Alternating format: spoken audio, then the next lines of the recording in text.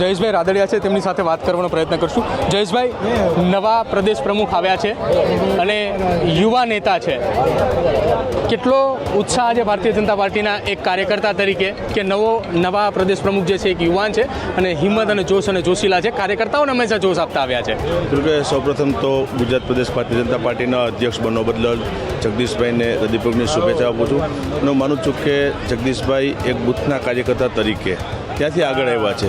સંગઠનનો ખૂબ મોટો અનુભવ છે, સાથે સાથે સરકારનો પણ એટલો જ અનુભવ છે. એટલે સરકાર અને સંગઠન બંને વચ્ચે સમન્વય રાખી અને આવનારા દિવસોમાં ભારતીય જનતા પાર્ટીનું સંગઠન વધુ મજબૂત થાય એ દિશામાં એમના પ્રયાસો રહેશે. બધા કાર્યકર્તાઓને આવનારા દિવસોમાં સાથે રાખી ઓલરેડી સંગઠન પાર્ટીનું મજબૂત છે અને આવનારા દિવસોમાં વધુ મજબૂત બને એ માટેનો મને વિશ્વાસ છે. પડકાર કેટલા, ખાસ સૌરાષ્ટ્રની અંદર કે એક તરફ કોંગ્રેસ અને આમ આદમી પાર્ટીએ સતત સૌરાષ્ટ્રમાં દબાણ કરી રહી છે, પ્રેશર કરી રહી છે, મજબૂત બનવા માટેનો પ્રયત્ન કરી રહ્યા છે, તો ભાજપની સામે નવા પ્રમુખને સૌરાષ્ટ્રમાં કેટલો પડકાર? કીધું કે પાર્ટીના કાર્યકર્તાઓ પાર્ટીની તાકાત હોય છે.